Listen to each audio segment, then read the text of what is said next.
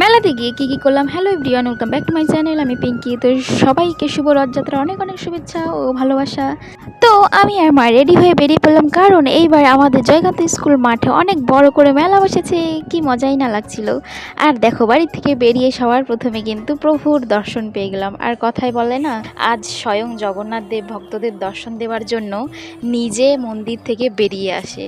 এত দয়ালু মন তার, অন্য দেবদেবীর মতো কিন্তু না। তো যাই হোক, বাড়ি থেকে বেরিয়ে আমি 3-4টা প্রভুর দর্শন পেয়ে নিলাম আর রথের দড়িও টানলাম। তারপরে আমি আর মা চিনি কলা প্রসাদ দিলাম, প্রসাদ পেলাম। আর দেখো, আকাশটা এত সুন্দর লাগছিল, তোমরা নিজেই দেখো ভিডিওতে। আর তোমরা ভিডিওর প্রথমেই তো দেখলে সুন্দর করে ডেকোরেশন করেছিল, কারণ এইখানে প্রভুরা অনেক প্রোগ্রাম করবে, সেই কারণেই কিন্তু এখানে সাজানো হয়েছিল।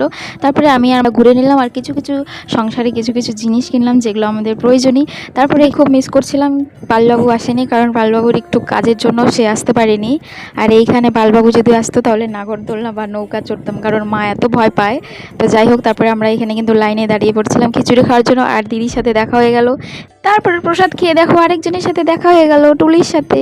বিয়ের পরে আমাদের প্রথম দেখা, ফোনে কথা হয়েছে কিন্তু প্রথম দেখা। ও আমাকে বলেছিল যে এই দলের সাথে যেতে, কিন্তু আমি যাইনি। তো আমার সাথে দেখা হয়েই গেল, দেখো ভগবানের কি লীলা। তো এই ছিল আমার কালকের বিকালের কিছু মুহূর্ত, তোমাদের সাথে শেয়ার করলাম। ভালো লাগলো অবশ্যই কিন্তু একটা লাইক কমেন্ট করে দিও। তোমরাও কিন্তু জানাও তোমরা কেমন কি ঘুরলে, কেমন কি মজা করলে, অবশ্যই কিন্তু কমেন্টে জানাও। যাই হোক, ভিডিওটি শেষ করলাম, ভালো লাগলে আবার একটা লাইক করে দিও। বাই সকলকে, টাটা, জয় জগন্নাথ।